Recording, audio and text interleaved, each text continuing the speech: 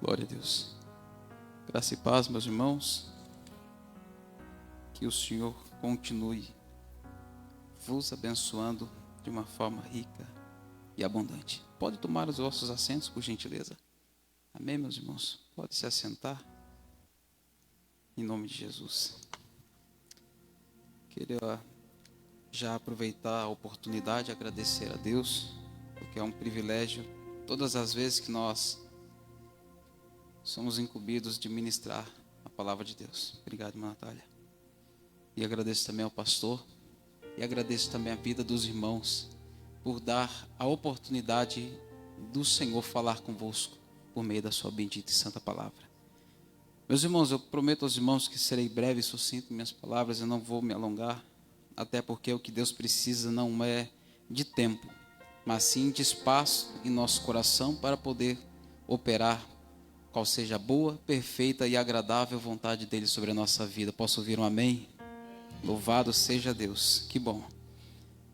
O texto ao qual nós iremos fazer a menção, a leitura dele, é o primeiro livro dos reis de Israel e de Judá. Primeiro livro dos reis. História muito conhecida. Eu gosto de texto conhecido, confesso aos irmãos, pela facilidade de transmissão da mensagem e pela forma mais prática de poder transmitir a didática por meio do texto. 1 Reis, capítulo 18, o verso que eu quero fazer leitura é a partir do verso de número 17. Verso de número 17, quero ler com os irmãos, do verso 17 até o verso de número 24 somente. Louvado seja Deus. E é uma palavra muito importante para nós, por intermédio das aplicações e do que nós vamos extrair dentro desse texto. Todos encontraram? Louvado seja Deus. Tem aqui no telão também. Diz assim a palavra do Eterno. Estou usando a Almeida Revista e Corrigida. E sucedeu que, vendo Acabe a Elias, disse-lhe Acabe: És tu o perturbador de Israel? Então disse ele: Eu não tenho perturbado a Israel, mas tu e a casa de teu pai, porque deixastes os mandamentos do Senhor e seguistes os Baalins. Agora, pois, envia, ajunta a mim todo Israel no monte Carmelo, como também os 450 profetas de Baal e os 400 profetas de Azera ou Azerá, que comem da mesa de Jezabel.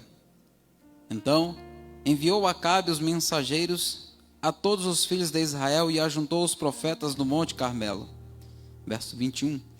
Então Elias se chegou a todo o povo e disse: Até quando cocheareis entre dois pensamentos?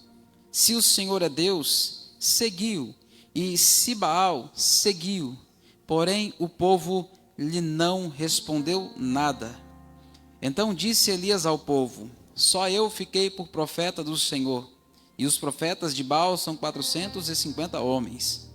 Deem-se-nos, pois, 2 bezerros, e eles escolham para si um dos bezerros, e os dividam em pedaços, e o ponham sobre a lenha, porém não lhe metam fogo, e eu prepararei o outro bezerro, e o porei sobre a lenha, e não lhe meterei fogo.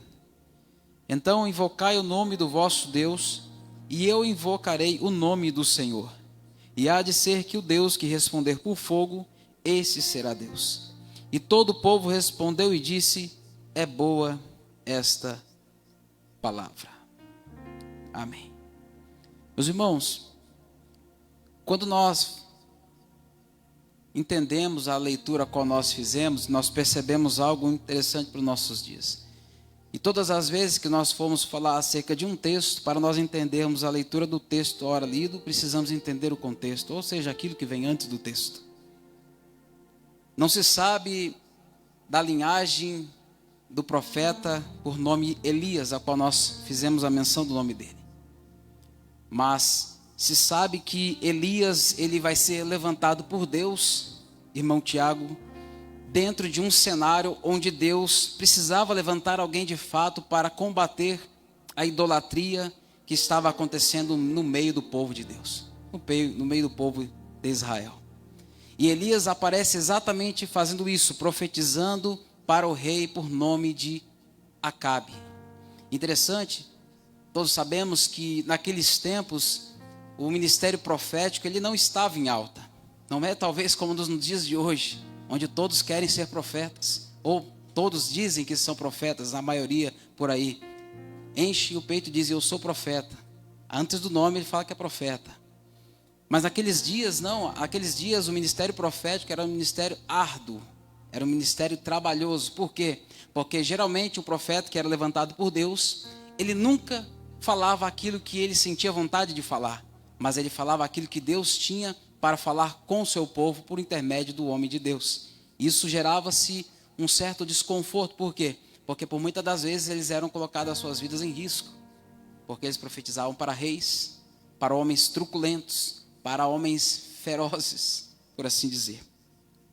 E para nós entendermos melhor o desafio do capítulo de número 18, nós precisamos voltar um pouco. E eu vou fazer isso com os irmãos de forma bem didática. O capítulo é o de número 17, onde a Bíblia diz que então Elias, o tisbita. Se você procurar no mapa, você não vai encontrar esta cidade, um pequeno vilarejo, de tão pouca importância que tinha esta cidade, Tisbe. Se você falar Google, rota até Tisbe, ele vai falar o quê?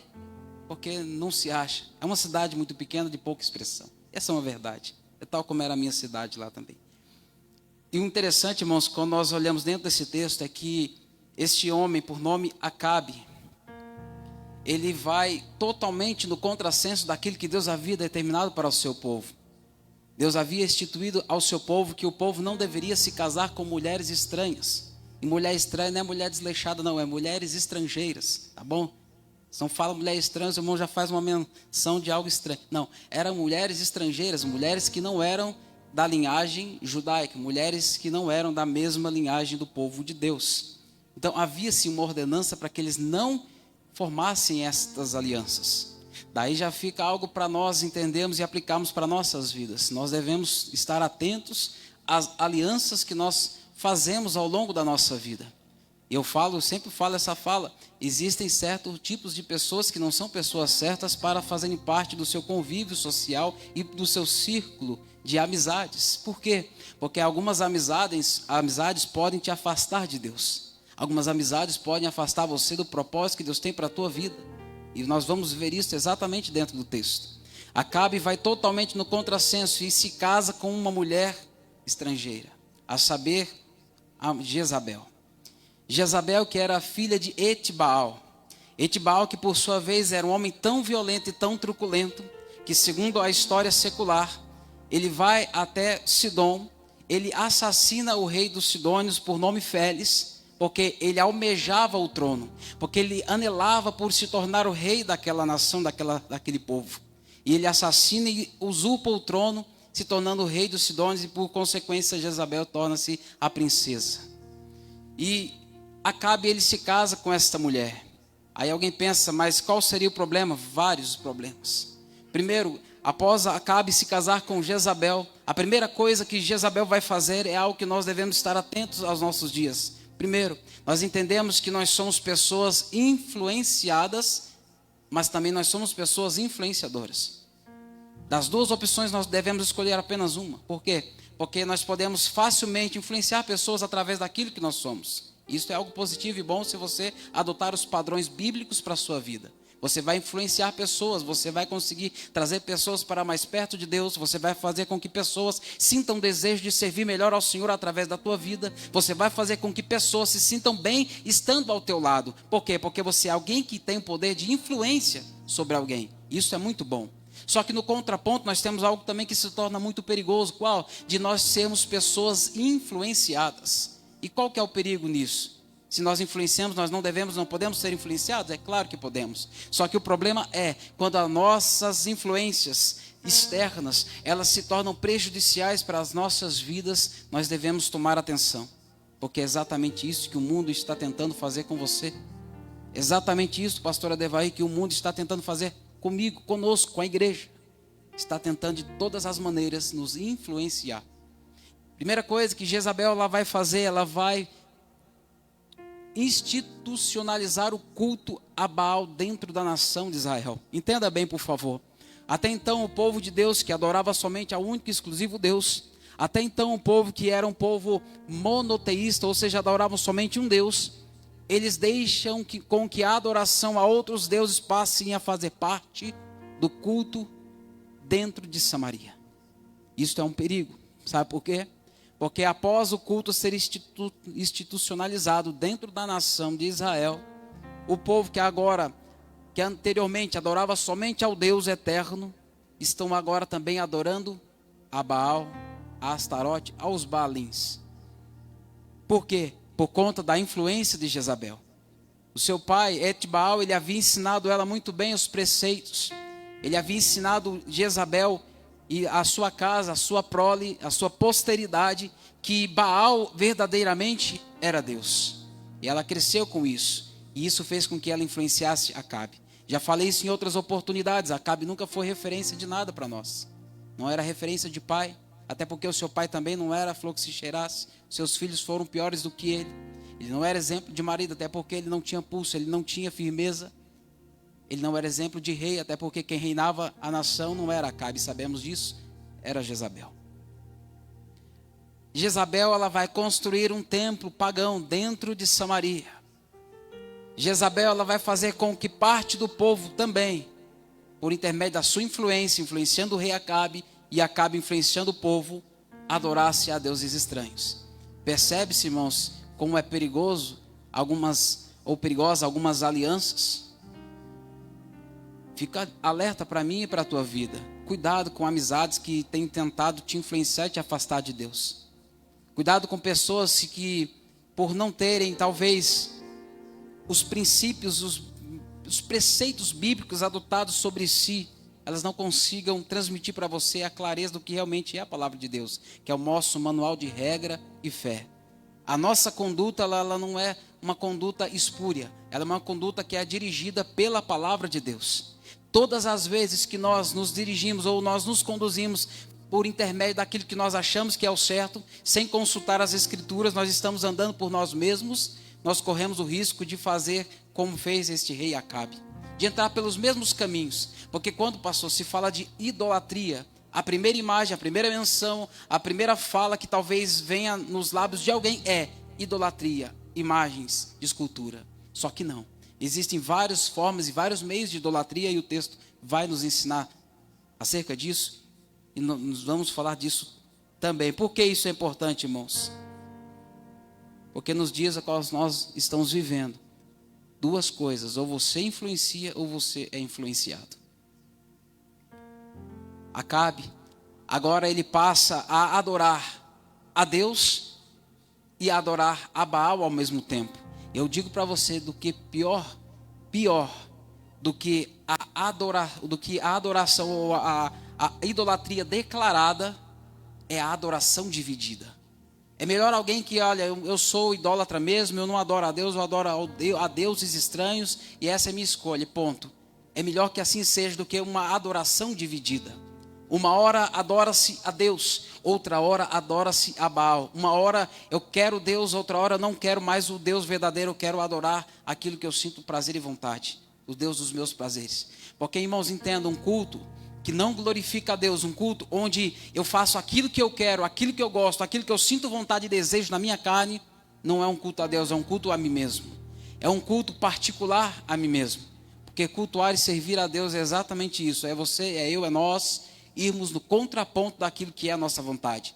A nossa carne, ela quer gozar dos prazeres aqui dessa vida. A nossa carne, ela deseja se alimentar com as coisas aqui dessa terra. Mas existe algo que está dentro de você, que é o Espírito Santo, que quer que você seja alimentado diuturnamente pela palavra de Deus. É isso que tem que prevalecer em nosso coração. Mas cuidado com as influências, porque alguns confrontos serão necessários para que nós consigamos vencer estes desafios propostos para nós. O verso de número 38, ele diz assim, que no mesmo instante fogo do Senhor desceu do céu e queimou o novilho, a madeira, as pedras e o chão e secou até a água da valeta. Esse texto nós vamos falar acerca dele, porque é importante nós entendermos que toda oração, ela é precedida de resposta. Você sabia que Deus, ele responde todas as nossas orações? Alguém fala, irmão, isso é heresia. Deus não responde sim. Deus, ele pode responder para você sim, como ele também pode responder não. Como ele pode dizer para você também, espera, ora mais um pouco. Não existe oração que Deus não responda. Ele está sempre trabalhando. A Bíblia diz que ele trabalha em favor daquele que nele espera. Pois bem, o primeiro ponto que eu quero falar foi o desafio que foi lançado lá no Monte Carmelo. E por que esse desafio foi lançado? Para que nós entendamos. Baal, ele era conhecido, ele era tido, ele era querido como se fosse uma divindade, como se fosse o responsável por mandar chuva sobre a terra, como Deus da fertilidade, Deus do trovão, como aquele que era responsável por irrigar a terra, trazendo a produtividade do solo, de um povo que até então a sua renda prioritária era por intermédio da agricultura. Então, ora, a chuva fazia com que as plantações fossem irrigadas, e as plantações sendo irrigadas, elas cresceriam, e eles conseguiriam obter a colheita. E eles tinham essa convicção. E quando nós olhamos para dentro desse texto, irmãos, sabe o que nos chama mais atenção?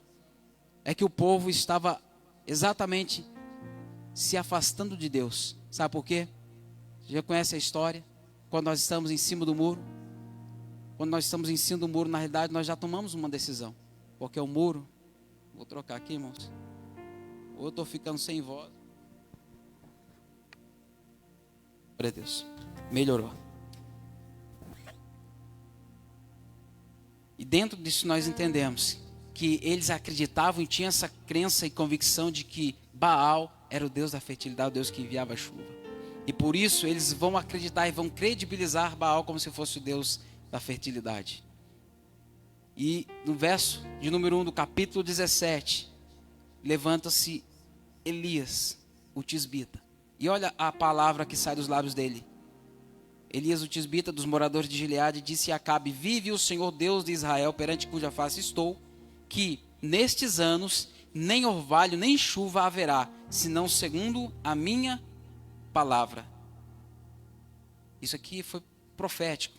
Ele se levantou de forma profética para profetizar, dizendo que durante aquele tempo não há nem orvalho nem chuva haveria, senão segundo a minha ou segundo a palavra dele. E sabe o que acontece? Os céus fecharam, não houve chuva, não houve orvalho, não houve...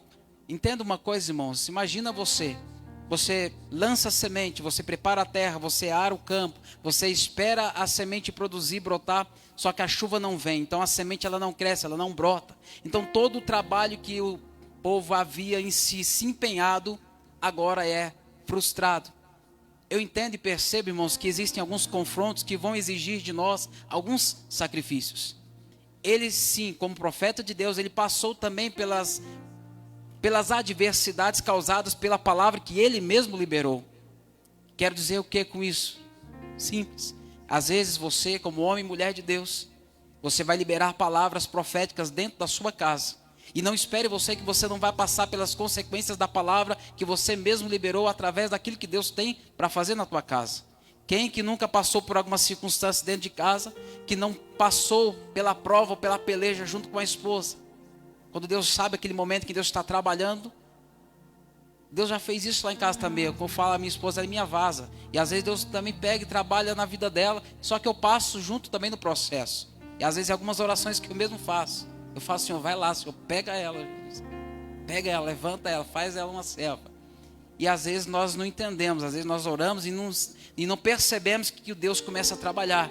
Só que o trabalhar de Deus não é como a gente imagina, como nós pensamos. Só que Ele trabalha. E nessa ocasião, o profeta profetizou que não haveria chuva, não haveria orvalho. A terra então ela passa por um estágio de sequidão. Verso de número 2, a Bíblia diz que Deus ele fala com o profeta e fala para ele: vai até o Querite, até o ribeiro, e lá eu vou te sustentar. Vai beber água do Querite e fica tranquilo que não vai faltar provisão. Vou enviar corvos para te trazer o pão necessário. 2 vezes ao dia o corvo vinha, pastora Devaí. Um corvo vestido de garçom servia o profeta 2 vezes ao dia. Meu irmão, nem você está comendo carne 2 vezes por dia. O profeta aqui era o corvo levando carne no bico. Me pergunte, de onde vinha a carne? Não sei, meu irmão. Eu sei que vinha carne 2 vezes por dia, entendeu? E eu tenho certeza que era da melhor qualidade, porque foi Deus que me enviou ao seu profeta. 2 vezes por dia, 2 refeições com pão e com carne, aquele profeta tinha à sua disposição. E se tivesse sede, tinha um ribeiro de Querite para ele também se alimentar e beber a sua água e saciar a sua sede. Só que acontece uma ocasião em que o ribeiro se seca, um belo dia, com o passar do tempo, a chuva não vem, o ribeiro se seca e o corvo não vem. E o que acontece agora? Deus fala para o profeta ir até Sarepta, até uma viúva, que lá ele já havia ordenado ela para que ela viesse já sustentar o profeta. Sabe o que eu aprendo aqui, meu irmão? Que pode faltar a provisão do rio Querite, pode faltar a provisão do corvo que não trouxe pão, não trouxe carne, mas não vai faltar a provisão de Deus sobre a tua vida, a tua casa, a tua família. Se preciso for, Deus levanta alguém que não tem para prover o necessário para a tua vida. Por quê? Porque Ele é Deus, Ele faz da maneira que Ele bem entender. É interessante que ele não vai até alguém que tinha recursos, ele não vai até alguém que tinha provisões para ele. Ele vai até alguém que estava numa situação pior que a dele. Porque é sempre assim, pastor. Às vezes nós achamos que a nossa situação está ruim. Meu irmão, tem pessoa pior que você. E às vezes Deus usa essa pessoa para abençoar a tua vida. E para ela também ser abençoada. Às vezes essa pessoa pode ser você. Sabe, alguém pedir algo para você e você fala, meu irmão, puxa vida, eu estou numa situação mais difícil que a sua. Mas quando você se desdobra, quando você abre o seu coração e ajuda alguém com desejo de ver aquela pessoa melhor, porque às vezes, irmãos, não é valores, não é dinheiro, não, é a ocasião que você tem a oportunidade de fazer a diferença na vida de alguém. Você pode não imaginar, mas uma palavra que sai dos teus lábios na direção de alguém que está precisando, um simples Jesus te ama, um simples abraço, um simples fica tranquilo que Deus vai agir para a vida de alguém, para mim, para você, às vezes pode ser tão pouco, mas para a vida de alguém que está necessitando, de alguém que está no momento de sequidão, no momento de angústia, meu irmão, pode ser a solução, a salvação para a vida daquela pessoa naquele dia. Pode ser a palavra que vai mudar a vida de alguém, porque isso aconteceu aqui, com a vida deste que vos fala. Um dia que alguém olhou para mim e disse que Jesus me amava, e o meu questionamento era, ninguém me ama. Por quê? Porque eu estava numa situação terrível da minha vida, onde eu estava trazendo um desgosto muito grande para minha casa, para minha família, para a vida da minha mãe. Mas alguém disse para mim, Jesus te ama e Jesus vai mudar a tua história, você é muito precioso para Deus. Foram estas palavras. Sabe o que é isso, irmãos? É o cuidado de Deus. Deus cuidou do seu profeta, levou ele até Sidom, uma mulher que era idólatra, para sustentar o profeta e o homem de Deus. E agora Elias se apresenta. Depois tem outro cenário que ele, na casa daquela mulher, a farinha foi multiplicada, enfim. E no capítulo de número 18, a Bíblia diz que depois de muitos dias, a palavra do Senhor veio a ele no 3º ano. Ele foi até Acabe e foi para dizer a Acabe, olha Acabe, vai vir chuva sobre essa terra. E é uma palavra de cunho profético para a vida de Acabe. E foi nesse contrassenso que nós entramos no texto ao qual nós lemos agora há pouco. Ele vai até Acabe para falar, e Acabe fala, mas tu é o perturbador de Israel, tu já vem perturbar de novo. Porque ele sabia que aquela seca, que aquela situação que estava sendo vivida por toda a nação, foi por causa do profeta, do homem de Deus, que Deus havia levantado para combater a idolatria, para trazer o povo novamente. Porque entende, irmãos, todas as vezes que um confronto ele surge na nossa vida, o confronto ele nunca foi para nos matar. O confronto ele nunca foi para nos distanciar de Deus, não. Ele sempre foi o oposto disso. Alguns confrontos na nossa vida são necessários para nos aproximar mais de Deus. Somos tendenciosos a, no momento de bonança, no momento de prosperidade, no momento de facilidade, no momento em que as coisas começam a andar de bem a melhor, somos tendenciosos a esquecermos de quem foi que tem nos honrado e abençoado. Todos os dias. Não tem faltado recursos, não tem faltado provisão, não tem faltado maná, não tem faltado nada para você, para a tua casa, para a tua família. Isso é o cuidado de Deus. É Deus trabalhar, irmão, mas lá em casa está faltando algumas coisas. Talvez Deus esteja querendo chamar a tua atenção para algo. Talvez Deus esteja querendo chamar a tua atenção para algo que esteja acontecendo. Louvado seja Deus. Só um minuto, irmãos. Louvado seja Deus.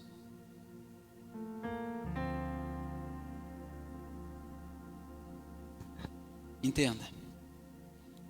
O zelo de Elias pela palavra de Deus o colocou em um confronto direto com os profetas de Baal.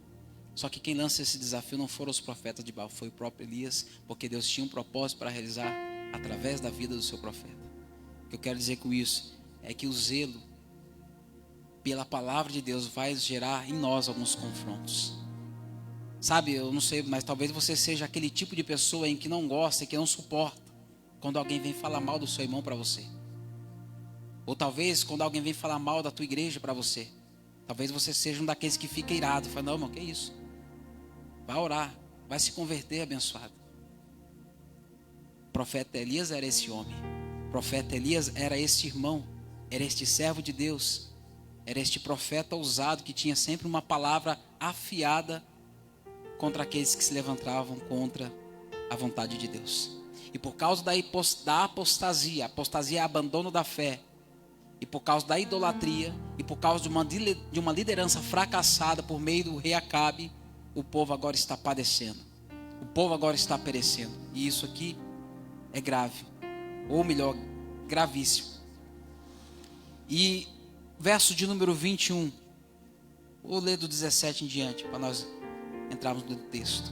Verso 18, então disse ele, eu não tenho perturbado Israel, mas tu e a casa de teu pai. Elias falando para Acabe, porque deixastes os mandamentos do Senhor e seguiste os Baalins. Agora, pois, envia, ajunta a mim todo Israel no Monte Carmelo, como também os 450 profetas de Baal e os 400 profetas de Azerá, que comem na mesa de Jezabel. Entenda isso aqui, meu irmão, por favor. O ministério profético naquele tempo, ele era tão, ou vamos dizer assim, ovacionado, tão temido por alguns e ovacionado por outros, que Jezabel, vendo a oportunidade, a ocasião, ela pagou, ela comprou com recursos, com favores, alguns profetas para seu bel prazer. É isso que está acontecendo. Porque estes profetas aqui certamente tinham no seu interior o desejo de servir não a Deus, mas servir aos seus próprios deleites. E foi isso aqui que aconteceu. Por isso que eles comiam a mesa de Jezabel. Profetas comprados, profetas vendidos. Entenda, irmãos? Todas as vezes que você se levantar para falar a palavra de Deus, não espere tapinha nas costas. Não espere ser ovacionado pelas pessoas. Todas as vezes que você se levantar para defender a verdade, não espere que você vai ser amado por todos. Isso é algo que não vai acontecer. Pode ter certeza disso. Você vai encontrar no meio do caminho pessoas que eram seus amigos, que comiam na sua mesa, faziam refeição com você, e que vão passar a se afastar de você. E quando isso acontecer, descansa o teu coração, porque Deus também permite isso. A Bíblia não diz no livro de Eclesiastes que há um tempo determinado por Deus para todo propósito. Há o tempo de abraçar, mas também há o tempo de deixar de abraçar. Há o tempo de se afastar também. Então fica tranquilo, Deus sabe como trabalhar na minha e na tua vida. Verso de número 21. Então Elias se chegou a todo o povo, reuniu toda a nação de Israel, reuniu todos os profetas, né, cambada toda lá. E agora ele vai falar, até quando cocheareis entre dois pensamentos? Se o Senhor é Deus, segue-o. Se Baal é Deus, segue-o. Porém o povo não lhe respondeu nada. E é exatamente nisso que vai surgir agora a fala do profeta. Por quê? Porque ele fez uma pergunta e o povo não respondeu nada. Sabe por quê? Porque o povo não tinha o desejo de deixar as práticas que eles estavam cometendo. Sabe por quê? Porque estava agradando a própria vontade deles. Irmãos, entenda, todas as vezes em que você for confrontado, tenha sempre uma palavra, sabe, direcionada segundo a vontade de Deus. A oração de Jesus lá no Getsemane foi uma oração maravilhosa. Ele orou pedindo a Deus que, se possível fosse, passasse dele aquele momento, o cálice da ira de Deus, que ele havia de participar e de beber. Mas ele diz, ele vai orar, na oração conclusiva, ele vai terminar dizendo, contudo, Pai, não seja conforme eu quero, não seja conforme a minha vontade, mas conforme a tua vontade. Então a vontade de Deus, ela é soberana, ela tem que reinar, vigorar sobre a nossa vida. E o profeta, ele vai perguntar ao povo, por quê? Porque o povo estava adorando. Se tem uma coisa que Deus não aceita, o profeta Isaías, ele bem profetizou dizendo, se uma coisa que Deus ele não aceita é dividir a sua glória com o seu ninguém. A glória é somente a Deus. Deus não divide a sua glória com o seu ninguém. E eles aqui estão fazendo isso, eles estão adorando a Deus e adorando a Baal. É aquela frase que todos nós conhecemos, até as crianças conhecem, é o crente Raimundo. É um pé na igreja, um pé no mundo. É um pé lá fora, outro pé aqui dentro. Irmãos, não dá para servir a Deus desta maneira. Não podemos servir a Deus desta forma. Por quê? Porque nós não iremos conseguir. Jesus falou que um reino, pastor Adevair, dividido, ele não pode subsistir. Ou seja, ele não pode ficar de pé. Ele está fadado ao fracasso, à falência, à ruína. Então é isso que o texto está nos mostrando. Ele perguntou até quando, perguntou para o povo, vocês vão cochear entre dois pensamentos? Ele colocou duas opções, olha, se Baal é Deus, então segue Baal, é melhor, segue logo ele. Mas se Deus é Deus, então segue a Deus, serve a Deus. E isso é para nós. Se nós cremos que o nosso Deus é o Deus verdadeiro, sirvamos a Ele, com todo o nosso coração, com todo o nosso entendimento, com todas as nossas forças. Por quê? Porque nós não podemos entrar nesse mesmo contrassenso que aquele povo entrou. E quando eu falei acerca de idolatria, idolatria não é somente acerca de imagem, de escultura, não, vai muito além disso. Nós vemos aqui dentro do texto. E olha o que Josué 24:15 vai dizer. Josué 24:15 vai aparecer aqui na tela também. Porém, se vos parece mal aos vossos olhos servir ao Senhor, escolhei hoje a quem servais, se os deuses a quem serviram vossos pais, que estavam da além do rio, ou os deuses dos amorreus em cuja terra habitais. Porém, eu e a minha casa serviremos ao Senhor. Irmãos, o silêncio daquele povo, daquela nação, daqueles irmãos, juntamente com os profetas de Baal e de Azerá, foi um silêncio, posso dizer assim, eu vou usar essa palavra que eu não sei, o Marcelo que conhece, um silêncio ensurdecedor. Por quê? Porque eles não deram nenhuma resposta ao profeta dentro daquilo que ele estava perguntando a eles. O posicionamento deles estava declarando que eles queriam continuar como eles estavam. Não queriam mudança de vida. Alguém fala às vezes assim, mas o Deus do Antigo Testamento era um Deus cruel, um Deus que matava, é um Deus que feria. Irmãos, está escrito. Tudo o que nós estamos comentando aqui está escrito. Mateus capítulo 6, não me falha a memória, verso de número 24. O próprio Jesus nos advertiu dizendo que nós não podemos servir a dois senhores. Ou nós adoramos a Deus, ou nós adoramos a Mamon, ou ao dinheiro, como algumas traduções. Nós devemos servir a um Deus e aborrecer a outro. Não tem como servirmos a dois senhores. Isso é impossível. Por quê? Porque à medida que nós servimos a dois senhores, nós estamos vivendo uma vida dividida. E não dá para viver uma vida cristã dividida, uma vida cristã meio a meio. Isso não compete a nós. Verso de número 22. Então disse Elias ao povo, só eu fiquei por profeta do Senhor, e os profetas de Baal são 450 homens. Deem-se-nos, pois, 2 bezerros, e eles escolhem para si 2 bezerros, e o dividem em pedaços, e o ponham sobre a lenha, porém não lhe metam fogo, e eu preparei o outro bezerro, e o porei sobre a lenha, e também não lhe meterei fogo. Então invocai o nome do vosso Deus, e eu invocarei o nome do Senhor. E há de ser que o Deus que responder por fogo, esse será Deus. E todo o povo respondeu e disse, é boa essa palavra. Sabe o que eu aprendo aqui e percebo um problema muito grave para aqueles irmãos, para aquele tempo, que eles não sabiam a quem adorar. Eles estavam tão divididos ao ponto de não saber quem de fato era verdadeiramente o Deus que eles estavam adorando. Para eles, tanto fazia, pastor, adorar a Deus como adorar a Baal. Era um Deus só. Não fazia diferença nenhuma mais. Por quê? Porque eles estavam vivendo uma adoração dividida, uma vida dupla. E o problema maior aqui, como eu havia dito, irmãos, os ídolos aqui, eles podem estar camuflados dentro do coração das pessoas. O ídolo aqui pode ser talvez um trabalho, que se tornou tão importante para mim que eu valorizo mais o meu emprego, o meu trabalho do que o meu próprio Deus. Às vezes aqui o ídolo pode ser talvez a esperança tão afetuosa em alguém, ao ponto de eu confiar mais em alguém do que no próprio Deus. Talvez o ídolo possa ser o dinheiro no coração de alguém. Ele confia tanto no dinheiro que ele se esquece que Deus é aquele que pode prover tudo. Diga para mim que valor tem o dinheiro quando a pessoa está no leito de um hospital. Os seus milhões não a podem tirar daquela condição e situação. Os muitos milhões não podem levantar uma pessoa que está já no estado terminal com câncer dentro de um leito do hospital. E às vezes são pessoas, eu falo porque eu já vi casos de pessoas que partiram e o coração delas era enraizado ao dinheiro. Mas no momento da morte, o dinheiro não pôde resgatar a saúde delas, não pôde trazer de volta o vigor que ela tinha.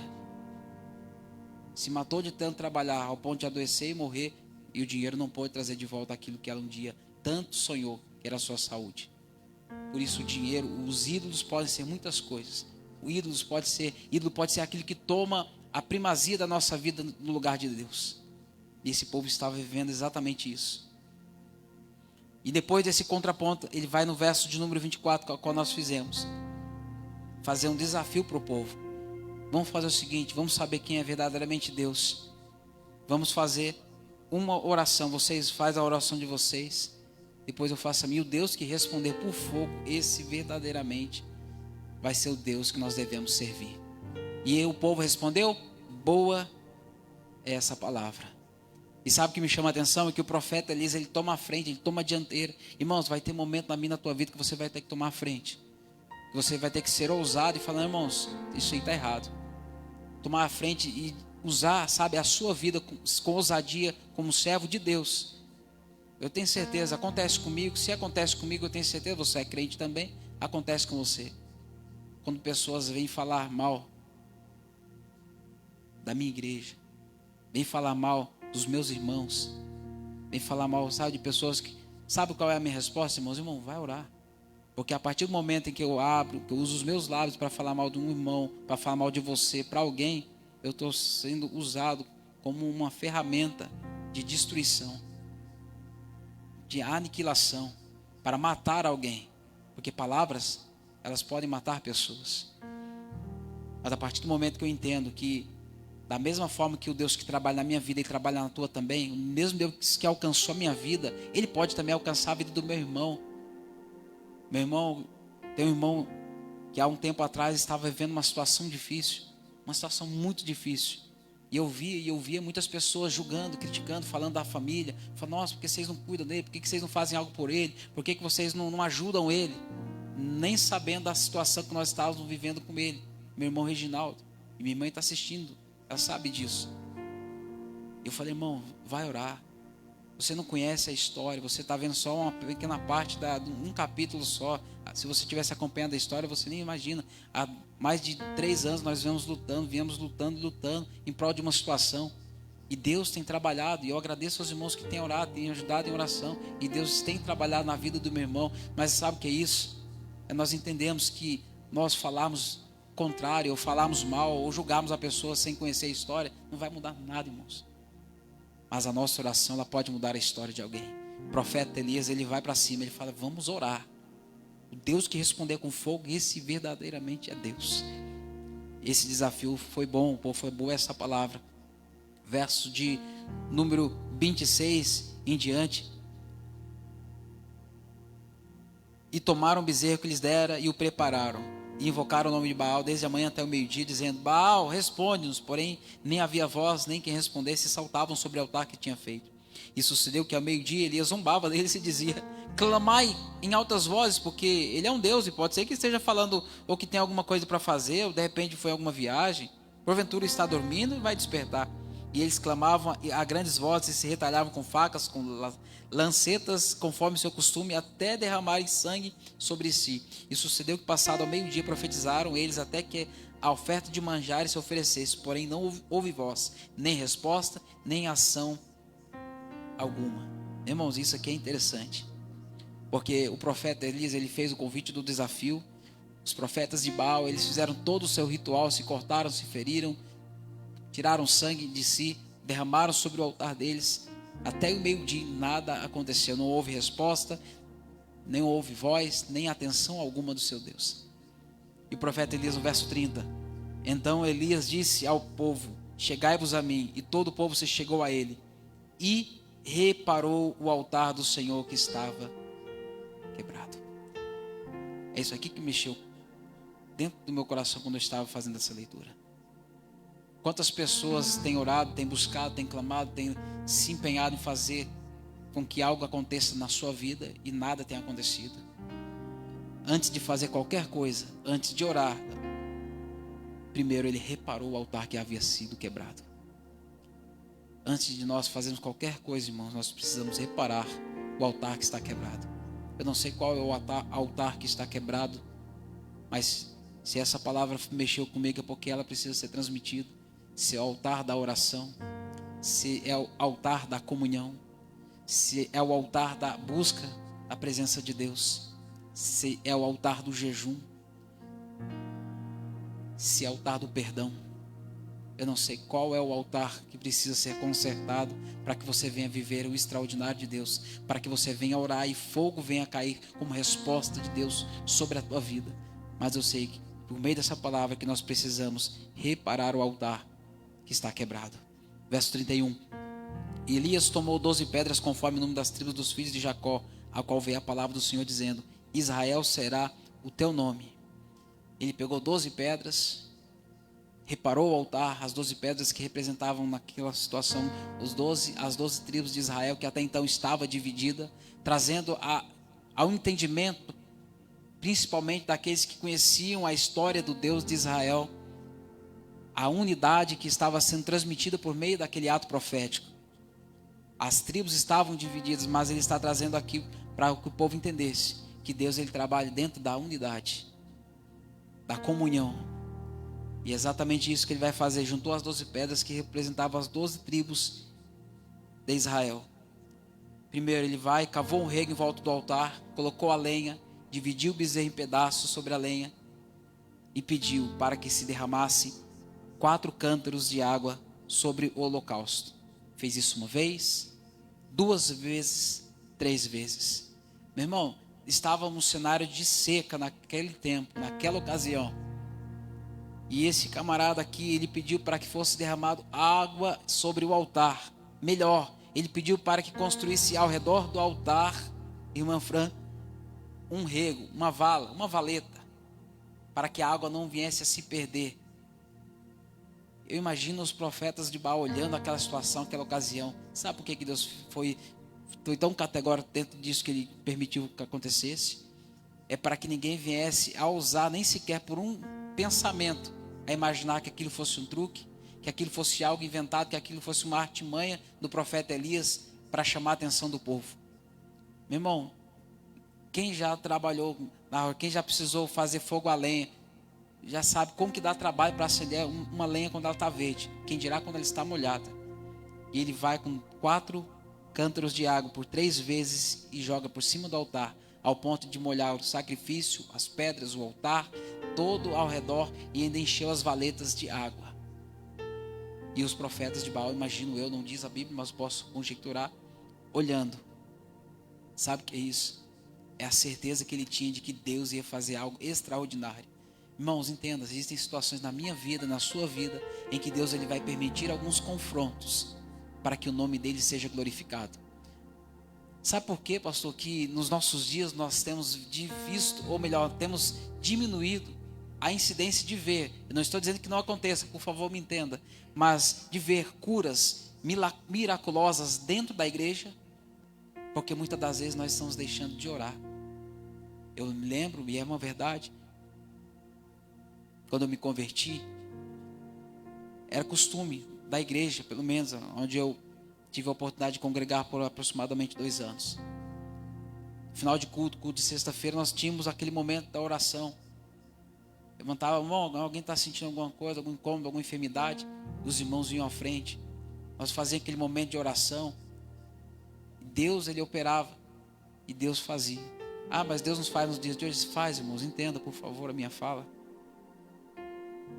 Porque quando fala assim, dá a impressão que é só na igreja que nós oramos e Deus vai curar. Meu irmão, Deus ele não é o Deus da igreja Missão Ebenezer, da igreja Assembleia de Deus. Ele é o Deus do universo. Onde você estiver, se alguém falar, irmão, estou com uma dor, estou com uma situação assim, deixa Deus usar a tua vida. Seja um ousado de Deus. Seja alguém que vai colocar as mãos, vai orar com fé e vai ver milagre também da parte de Deus. Porque a Bíblia diz que os sinais seguiriam aos que creem.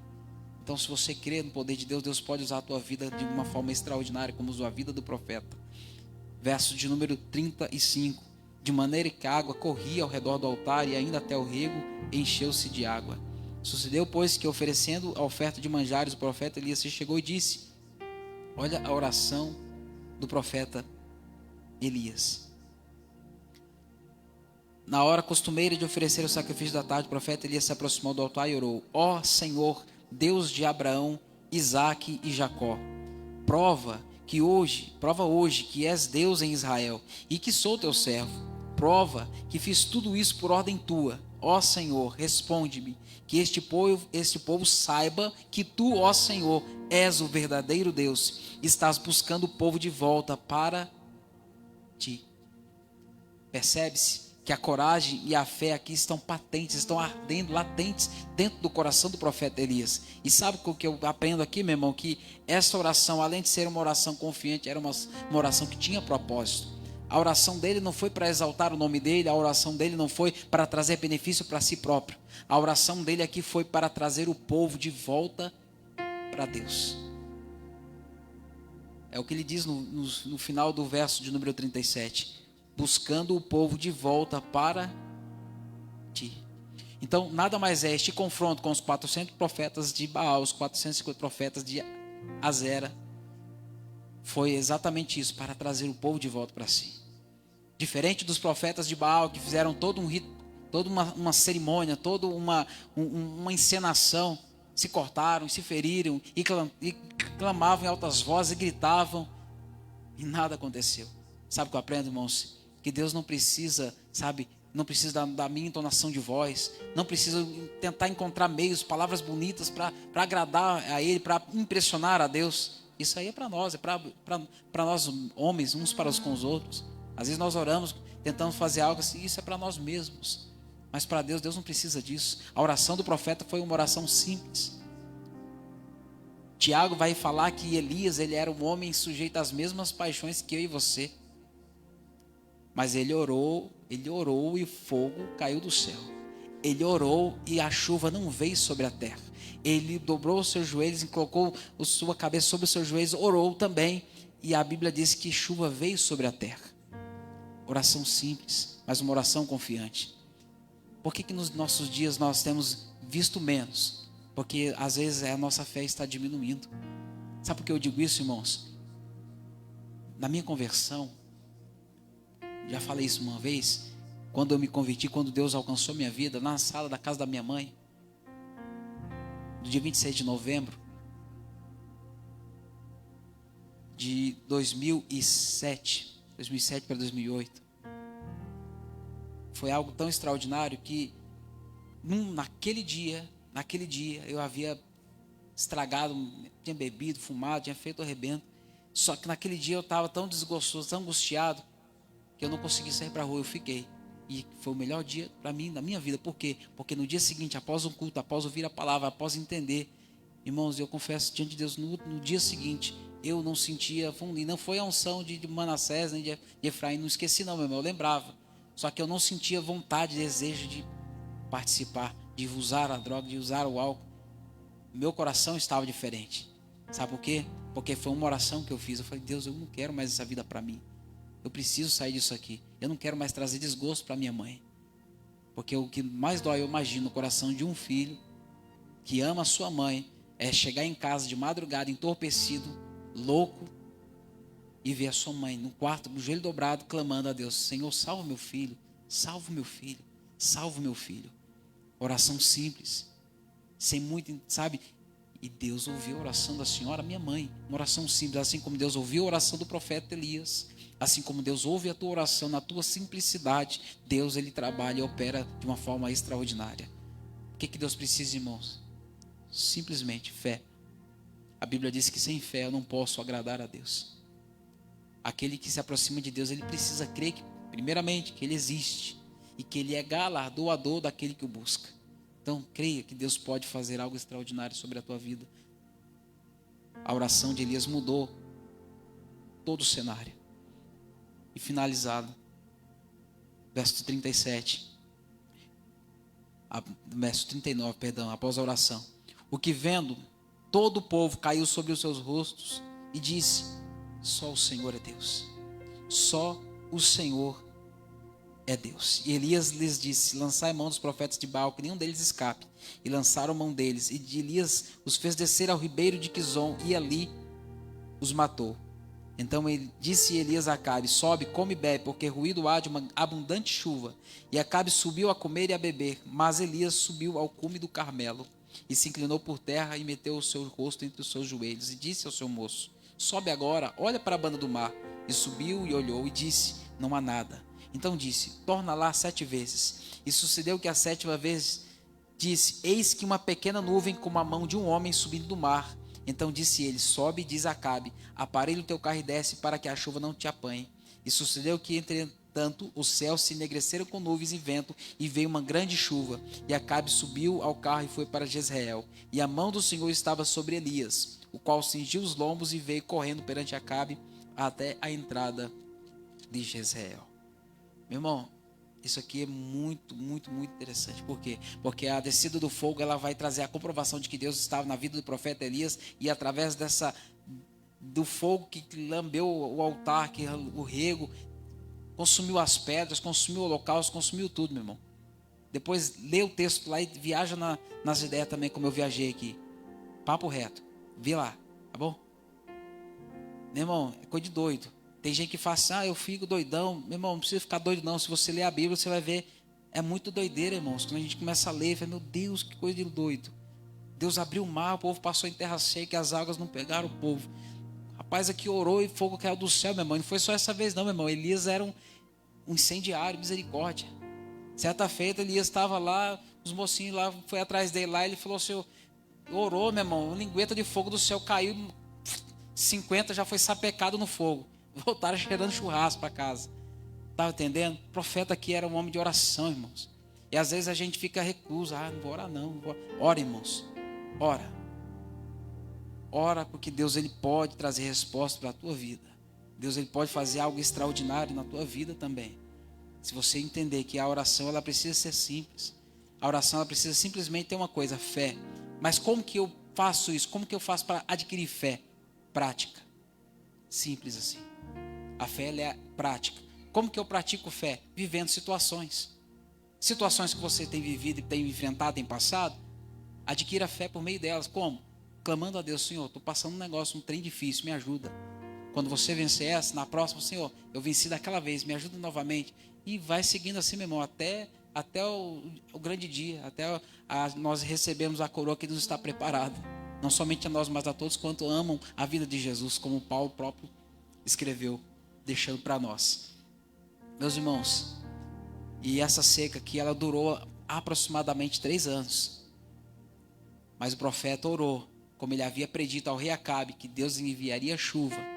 O interessante aqui, sabe o que é, pastor? Que ele falou para o moço, para ele ver, se ele viu algum sinal, alguma coisa. O moço viu uma nuvem do tamanho da palma da mão de um homem. Esse foi o sinal que ele viu.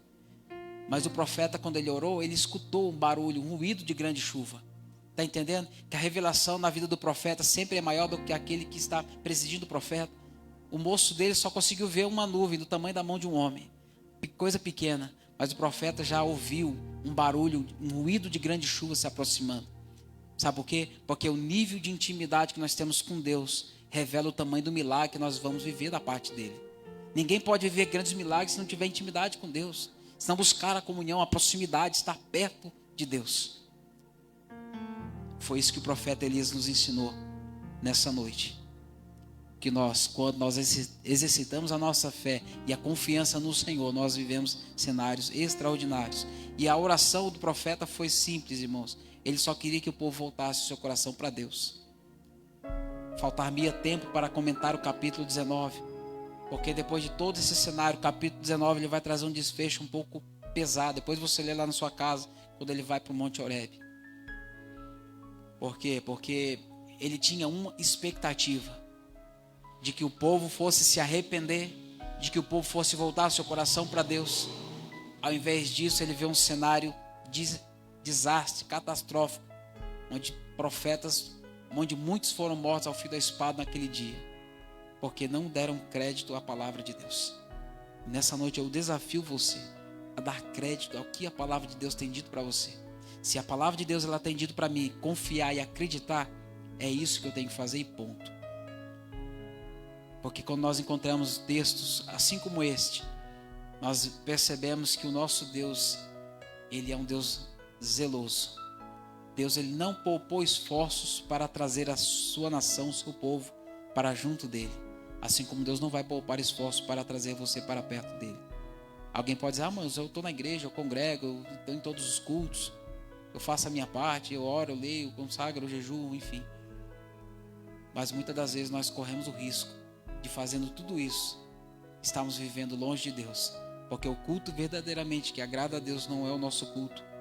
É o culto que nos constrange. É o culto que, sabe, nos custa alguma coisa, que nos custa algum tipo de sacrifício. Quando eu falo sacrifício, irmãos, é o sacrifício de nós temos que fazer não a nossa vontade, mas a vontade daquele que nos tem chamado. O profeta Elias, ele nos deixou esse exemplo. O profeta Elias foi o homem que fez com que a nossa visão acerca do que é verdadeiramente ter fé seja ampliada. Ele teve fé para crer e acreditar que Deus poderia mudar a situação da nação de Israel por intermédio da vida dele. Amém, meus irmãos? Uma palavra simples, uma palavra bem simples, mas eu tenho certeza que Deus ele pode continuar falando melhor no coração de cada um dos irmãos. Não deixe que nada ofusque aquilo que Deus tem reservado para a tua vida. Não deixe que nada se torne um ídolo no teu coração. Não deixe que nada te afaste da verdadeira adoração e do verdadeiro Deus. Não deixe que o teu coração se divida. Adore somente a Deus. Faça a sua escolha. Foi o que Josué, capítulo 24, 15, nós lemos e citamos. Faça a sua escolha. Faça como Josué. Se o povo acha que não é bom servir a Deus, então declara como ele. Eu e minha casa vamos servir ao Senhor e ponto. E isso vai lhe custar alguma coisa. Pode lhe custar muito, às vezes. Como custou para muitos que aqui estão, e vai custar muito para aqueles que ainda virão depois de nós. Amém, meus irmãos? Quero agradecer a Deus pela oportunidade. Queria pedir aos irmãos para colocar sobre seus pés, em nome de Jesus. Quando nós olhamos para alguns textos do Antigo Testamento, a ordem que Deus havia dado ao povo, por intermédio do decálogo, não somente o decálogo, mas as 613 ordenanças que Deus instituiu por intermédio do servo Moisés, havia-se uma sentença aos que se rebelassem contra Deus, que passassem a servir a deuses estranhos, que virassem as costas para Deus, e a sentença era a morte. E hoje, talvez não seja o nosso caso, o seu caso, mas por aí existem pessoas que não têm mais o temor de Deus no coração, ao ponto de não servirem a Deus da forma qual Ele tem nos orientado por meio da palavra de Deus. Irmãos, não existe uma receita, uma forma mais... Não, o Evangelho é simples, é prático. Tudo que nós quisermos saber, nós vamos encontrar nas Escrituras. Por isso que o profeta de Deus, ele foi muito perseguido. Capítulo 19, depois você lê em casa. Ele foi perseguido por conta da atitude que ele teve. Foi ameaçado de morte. Ele teve algumas frustrações. Mas eu aprendo que na nossa vida não vai ser diferente. Então, prepara o teu lombo. Não seja, sabe, como eu posso dizer, casca de ovo. Qualquer coisa se quebra, qualquer coisa se rompe. Não, meu irmão. Tem estrutura, tem maturidade. E a maturidade ela é alcançada de uma forma muito prática também. Se alimentando. Uma criança, se ela não se alimentar de forma correta, o Isaac está ali. Se a irmã Camila não alimentar de forma correta, agora ele está no leitinho, né? Lá no norte, lá as crianças com a idade dele já tomam mocotó na mamadeira, meu irmão. Você é doido. Verdade, estou falando. Mas se ela não alimentar de forma correta, de começar a faltar o alimento necessário para a vida dele, ele vai ter dificuldade no crescimento dele, sim ou não? Da mesma forma nós, falando na nossa vida espiritual. Se não tiver o alimento necessário, um alimento sadio, um alimento que eu preciso ter, nós já passamos da fase do leite, agora nós estamos num alimento um pouco mais sólido, mais firme. Nós não vamos suportar as pancadas que vão vir por aí. Você aceitou a Cristo, não aceitou? Então a Bíblia diz, aquele que quiser seguir piamente a Cristo Jesus, ele vai padecer as mesmas coisas. Vai padecer luta, perseguição, prova. Jesus falou que no mundo a gente ia ter aflição, então fica tranquilo, tem bom ânimo. E Jesus venceu. Amém, meus irmãos? Vamos agradecer a Deus, que o Senhor continue nos acrescentando fé para vencer os desafios e os confrontos que vão surgir no meio da tua jornada. Nós estamos numa carreira que nos foi proposta, mas nós temos uma bendita esperança e aguardamos a vinda do nosso Cristo para buscar a igreja. Querido Deus, nós queremos te agradecer, ó Pai, de forma simples e singular, porque entendemos, ó Deus, que o Senhor ouve a oração da igreja. Queremos te agradecer, ó Deus, porque da mesma forma que Elias, dentro de um confronto necessário, meu Deus amado, por defender, meu Deus, a honra, meu Deus amado, a palavra do Senhor, ele, meu Deus amado, foi sim, meu Deus amado, vitorioso. Ele foi alcançado com êxito por intermédio daquilo que o Senhor tinha para a vida dele. E os profetas, meu Deus amado, caíram. E aqueles, meu Deus amado, que se voltaram ao Senhor, tiveram uma segunda chance, uma nova oportunidade.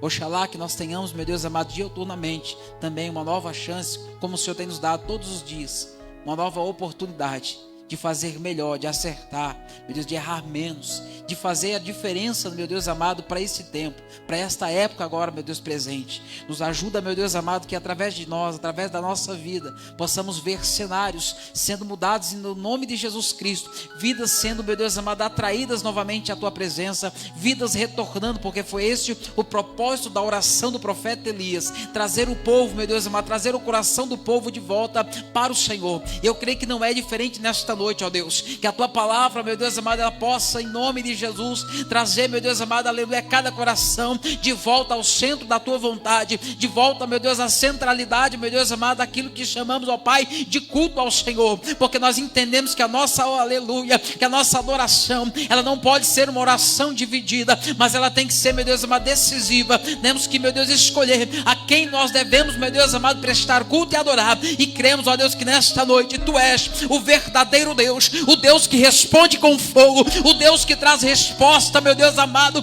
aleluia, necessária, em tempo oportuno, para exaltar, meu Deus amado, o teu nome sobre a vida dos teus filhos. E eu creio, meu Pai, que esta noite o Senhor vai, meu Deus amado, levantar vidas aqui, meu Deus amado, como a vida do profeta Elias, para profetizar, meu Deus amado, dentro de casa, para profetizar, meu Deus amado, para a família, para profetizar lá no trabalho, para liberar uma palavra, meu Deus amado, profética, em direção a alguém que está, talvez, meu Pai, afastado, desviado, distante dos teus caminhos, e que esta palavra possa, meu Deus amado, produzir conversão, arrependimento, transformação, constrangimento, meu Deus amado, e o retorno até a tua presença, oh glória, porque eu entendo, meu Deus amado, que esta é a palavra que o Senhor, meu Deus amado, usou por intermédio da vida do teu servo profeta Elias, e eu creio em nome de Jesus Cristo, que a oração ela vai ser respondida, e que o fogo do Senhor vai consumir o holocausto, e que todo o pecado, meu Deus, vai ser extirpado e arrancado, aniquilado do nosso meio, e o nome do Senhor vai ser glorificado. Pai, tome em tuas mãos e conduz, meu Deus amado, o teu povo da melhor forma possível nesta noite, até os seus lares, até as suas casas, e que possa o Senhor continuar falando melhor em cada coração,